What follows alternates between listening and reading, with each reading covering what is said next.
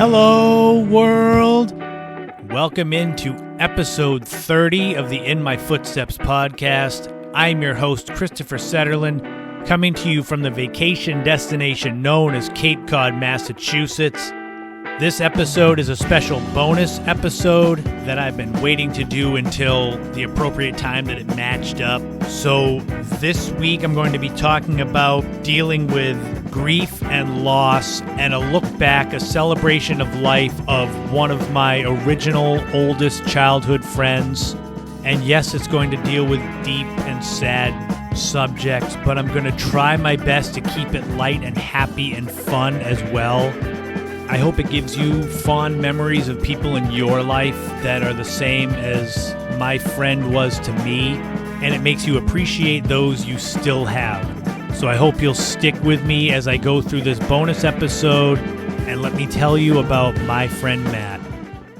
I can tell that this episode is going to be a little bit difficult to get through because of the fact that I've been putting it off several times, where I've had plans to record this, and I just don't want to go through it because I'm going to open up some wounds. As much as I want to keep this light and happy, I know there's no way I can't go down that road. It makes me very glad that I have edit features with the podcast, with my recording software at Audacity. Part of me feels like Richard Dreyfuss's character, if you've ever seen the movie Stand By Me, and Richard Dreyfuss is Gordy LaChance as the narrator, and he's talking at the end. He's going over the story of when he was hanging with his friends when they were younger. And he talks about his friend Chris Chambers, who he had just found out had died, and they hadn't seen each other in quite a while. Part of me feels like that right now, like this is my version of that. Because when that movie came out, I was 8, 9 years old. And I had friends that, I would think about doing something like that, like Stand By Me, going hiking on the railroad tracks. And we had railroad tracks close to where I lived. And one of the friends that I thought about recreating that movie with, except for finding a dead body, was my friend Matt. I'm sure all of you that are listening, you can think back in your head to your first real friends. I'm sure everyone's parents brought their kids to some other kid's house and you had play dates. I guess they were different in the 70s and 80s. But I'm talking about your real first friend that you made on your own rather than your parents kind of pushing you towards someone. And in my mind, I have two that kind of came into my life at the same time. One of them, his name is Barry, and I mention him quite a bit on this podcast because he created and operates my website. And the other friend, his name was Matt. I met Matt Medeiros when I was 7 years old. My family, we had moved into a new house. So this is 1984. God, that's a long time ago. And his family lived diagonally across the street from my house. I'm not exactly sure how our first meeting was. He must have been outside, I was outside, and we're the same age and, little boys, same interests. So we basically kind of hit it off right away. Matt was the first friend that I actually had sleep over, and he was probably the first friend that I had have dinner at the house. We would call it eat over. Can I eat over at your house? It sounds weird, but I knew exactly what it meant thinking about that. Our childhood was different than what I guess you would consider childhood today in the 2020s or the 2010s. We had an 80s childhood, so it was more of a throwback to how things were in the old days, if you do the quote fingers. Mainly what it meant was, we had video games. We had the Nintendo was out back then, but it was more where your parents take you and heave you out the front door and say you go out and you play in the fresh air as long as it was nice out. I mean, they didn't do it in a hurricane, throw us out. You would go out and you would play essentially until the streetlights came on, like that old cliche. Granted, when we first met in 1984, when we were 7 or 8, we weren't allowed to just walk to the corner store that was half mile or so away. And we couldn't really ride our bikes off on adventures. But that came when we were 10, 11 years old. We would just get on our bikes and go. And that's something you really can't, I hardly see that at all today. Seeing kids that are 10, 11 years old off on their bikes just riding around. It seems like that's part of the past. Being little boys, we always played with our toys were G.I. Joes, Transformers. We had the Mask Men, which they're kind of like G.I. Joes. Matt, his family had this house it had a big hill, a dirt hill in front of it. And I always remember taking our G.I. Joes and digging holes into the hill to create like these layers where we would play and eventually we'd have the hills cave in on them.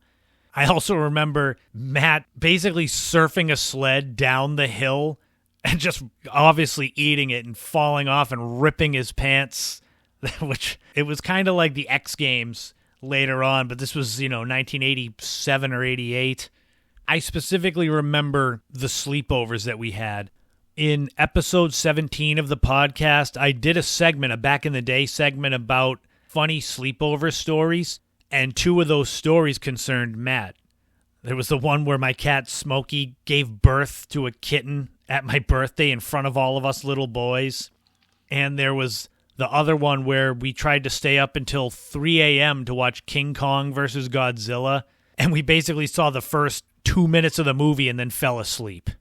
I think the first thing I think of if I close my eyes and think of Matt back when we were growing up together was how good he was at baseball, especially pitching. I mean, goddamn, he could pitch so fast. I remember he would want to practice pitching because we played farm league and then little league, but he would want to practice pitching. And obviously I had a glove, and so he'd want to pitch to me. His accuracy was so good that he would pop that ball in my glove, the same spot, right in the meat of the thumb, and it would hurt like hell. And it got to the point where I wouldn't want to catch him if he was throwing a baseball.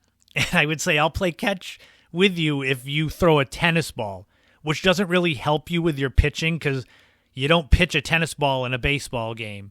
So it got to the point that he would want to pitch, I'd refuse, and then we'd go out into the street and we'd play home run derby. We had home run derby down to a science back when we lived on Cherry Lane, my old neighborhood. So we had basically a home plate. I can't remember. It might have been a crack in the street that we just said, this is home plate. Home runs had to go over all of the power lines at a certain point. And for all you baseball fans, it's sort of like Tropicana Field where the Tampa Bay Rays play. And it's like if you hit a ball over a certain catwalk, it counted as a home run. It was just random. Like it shouldn't count in real baseball, but that's how we did it back in the 80s. The thing is that Matt was always there, if that makes sense. And you people out there, you listening, when you think of your first friends, your childhood friends, you've got it. It may not be the same thing. Maybe you didn't play baseball. Maybe you didn't play G.I. Joes, but you've got that friend. You can see where I'm coming from, that I can close my eyes and I have hundreds and hundreds of memories of him. And it wasn't all just playing baseball and riding bikes. I mean, he was there when my cat Smokey that I mentioned about giving birth to the kitten on my sleepover, I saw her get hit by a car when I was 8 years old. I can still picture that. That's a nice memory to have. But he was there as comfort and support. And you don't think of that when you're 8 years old, about needing a support system for seeing something traumatic like your beloved pet getting run over in front of you. But he was there. I spent as much time in his house as he spent in mine. His bedroom was definitely a trip. I mean, he had an actual stand-up arcade game, RBI Baseball for Nintendo, so the old school one. You got to look it up. We would play that. I remember his dad had a CD, Paul McCartney's Greatest Hits, like his solo hits. And it has a song, Say, Say, Say, which Paul McCartney did with Michael Jackson. The first time I ever heard that song was in Matt's living room. I don't remember why we were playing that CD or why that song came on. It would seem weird to be 9, 10 years old and listening to Paul McCartney unless you were born in the 50s. But that song always reminds me of him and looking out of his big front window over his driveway that was on the second floor, and it felt like you were miles above the neighborhood. I could see my house. It's amazing how those little seemingly insignificant things stick with you when you get older. I'm sure you all can relate. There's something that's like the most mundane, random thing that happened to you when you were a kid, good or bad, but I'm trying to think of good, that stick with you now. I hear say, and I think of Matt Medeiros, even, 35 years later. He was there at all my birthdays, all my birthday photos, he's in them. He came with my family when I was at Kevin McHale basketball camp. I'll talk about that in the next episode of the podcast. I got pictures. He came there to just see me, support me. That's what a friend does. But as friends do, when you're growing up with someone, you fight like brothers. That's what Matt and I would fight like brothers, where you fight and then you make up and it's like nothing happened, and then you repeat that cycle. God, I think the worst blow up we had was, I don't know what started it, but we got in a fight at the bus stop when we were probably 9 years old. And he reached down and he grabbed a handful of dirt and threw it in my eyes. And so I'm swinging for him and I'm reaching. And I thought I grabbed his hair, but what I grabbed was his ear. And I yanked on his ear and I actually ripped the cartilage on his ear, which must have been pretty painful. But, after a couple days, he apologized for the dirt. I apologized for his ear. Well, it was more like our mothers made us apologize because they were like, you're friends. You're going to make up. Jesus Christ, just be friends. And then there was a family that used to come down from Worcester during the summers, and there was a bunch of siblings, but there was a girl named Keisha, and I was so into her. Like my years, like the year would focus on like 4 weekends that she would come down with her grandparents. And I would just be waiting for that. And I remember being so jealous of Matt if he would talk to her. And that's typical guy stuff. But apart from that, mostly I remember the good times and seminal moments of my life that Matt was part of. I mean, God, my first ever job, I was 12 years old and I stocked shelves at his parents' general store. I think we worked just one weekend day. It might have been Saturday. We worked one day a week. We would ride our bikes all the way from our houses, more than 5 miles from our house to his parents' general store. At 12 years old, think about that today.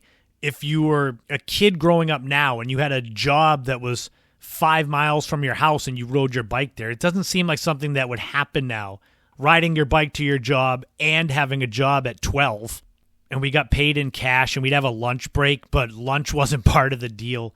I remember getting a sub from the deli in his store. I think I always got a meatball sub, and he got an Italian sub.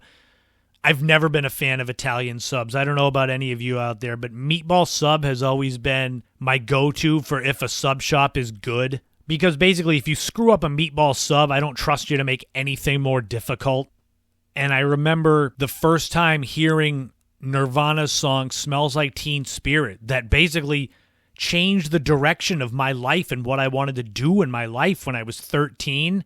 I was in Matt's bedroom.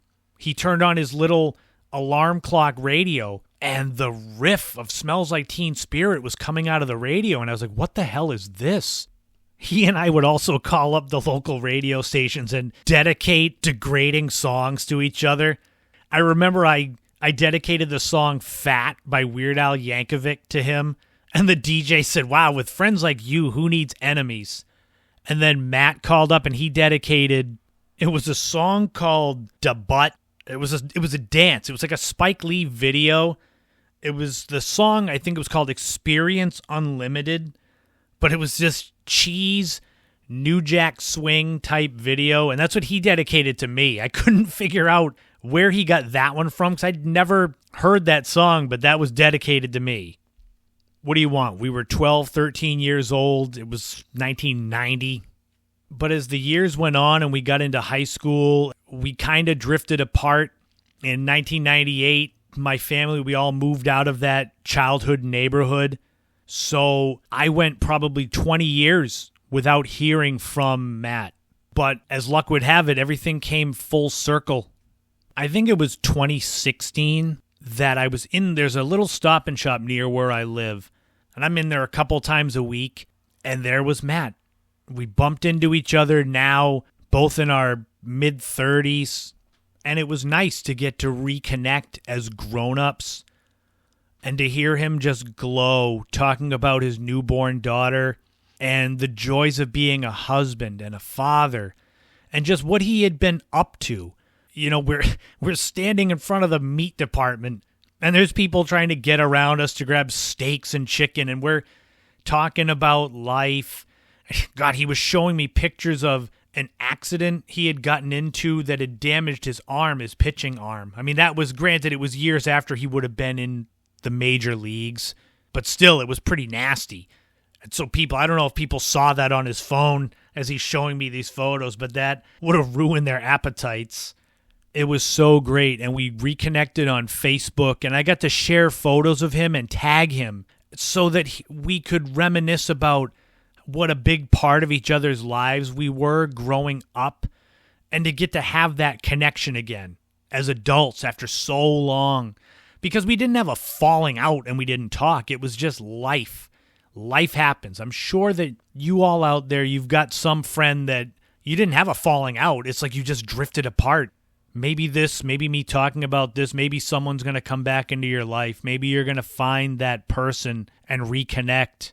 It became almost comical because we would always bump into each other at Stop and Shop. Like, we didn't time it that way, but I would seem to be getting out of work and stopping there, and he was always, it was the same time. Like, it must have been just when he was able to get there, but we'd always bump into each other, and we'd always chat and just how things were going. He wanted me to come and play Frisbee golf with him. He was very thrilled with how good he was at that, and I was like, oh, no. I've known you long enough. You want to get me out there so you can just whoop my ass in Frisbee golf. Like, I've known you since we were 7. I'm not that stupid. And then I remember this one day, it had been a long and stressful day at work, and I just wanted to get into Stop and Shop, grab some things real quick, get out, get home, and just decompress. And I looked down, I think it was the produce section, and I saw Matt with his cart.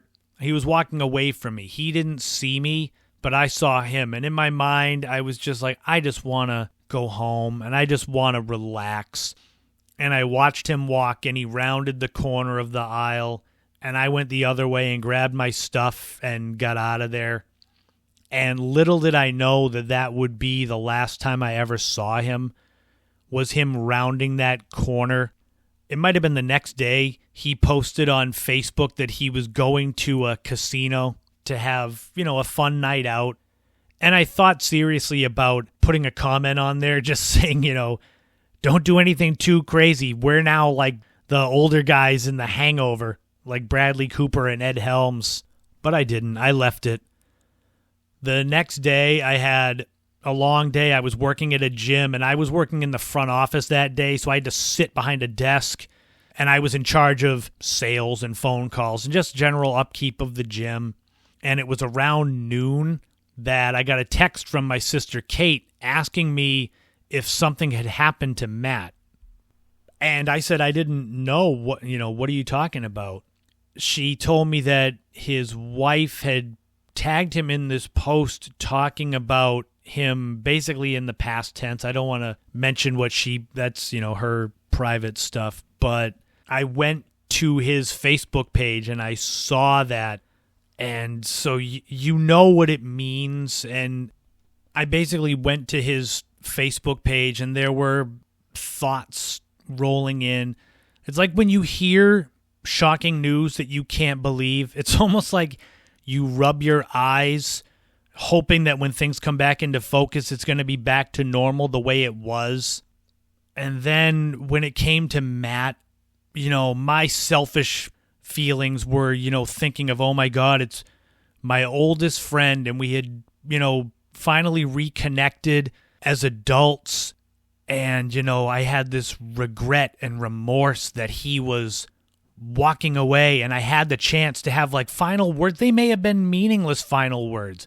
It may have been like, hey, have fun getting diapers or something. But I would have had them instead of having my last memory of my oldest friend be his back walking away. And I started thinking deeper about his wife and his little girl, that, the shock, and his mom and dad and sisters. Because, yeah, I lost an old friend, but they lost family, so that's different. It was this feeling like you're falling down an elevator shaft and it just never ends. And I remember I'm there at work and this is just flooding me with emotion. And it's terrible because I'm supposed to be out among the people and asking them how their workout is going. But all I could do was get up from my desk, shut the door to the office, and turn my chair so that no one could see me, so I could just sob. It's horrible to have those feelings, and you can't control them. You don't want to control them because it was good. It was cathartic. You feel something for someone. It shows you that someone meant something to you. And I remember, kind of like how it is right now, that I just kind of laughed to myself and I said, "God damn, Matt, you got me." It was like a final sort of nod from him. Like, I'm going to make you cry at work in front of everyone. And I kind of laughed because that would be something that would cross his mind. He was 39 with a wife and a daughter. And, he was a loving father. He raved about his daughter and how much he loved being a husband and a father. And to me, he was always a friend. We fought like brothers. We loved like brothers. And, I'm still flooded with regret and remorse, but it gets washed away quickly with the good memories of him because there's so many. Hundreds and hundreds of memories of him over the years. Just little innocuous, insignificant things. Like, I can think of so many. And I'm so grateful I had the chance to reconnect with him because I'm sure there are so many people that have friends like Matt. And, this friend was like your brother or your sister and you lost touch. And some of you never get the chance to reconnect. And there's just that whole, like, I wish I had reached out. And I had the chance. And maybe that's what makes it hurt a little bit less because we actually reconnected and enjoyed the old times. I'm recording this now because Matt's birthday is coming up on August 3rd. It would have been his 43rd birthday, and I wanted to time this close to his birthday so that it kind of felt appropriate. I hope that you all have friends like Matt that you have been able to reconnect with, and if you do and you haven't, reach out to them.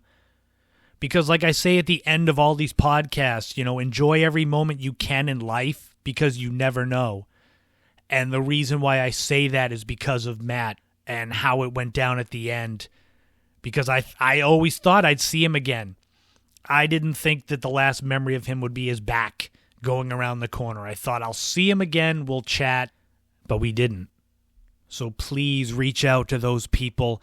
And even if it's, just people in your life, just take the time for them. I'm trying to get better, but goddamn, I'm not where I should be. I'm trying. One of my other oldest and closest friends, his name is John. He came here from California last month for a few weeks, and I would get to see him for a couple of hours, one day, every other year.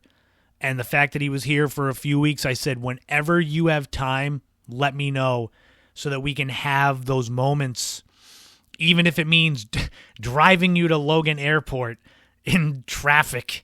I don't care. It's like you make the time. But that's my story. It's been hard. I've had a lot of time pausing this and collecting myself. I didn't want this podcast to be a lot of tears, at least not audible ones that you can hear. It's got to be professional. I'm trying to keep that up at least. But it's been really hard.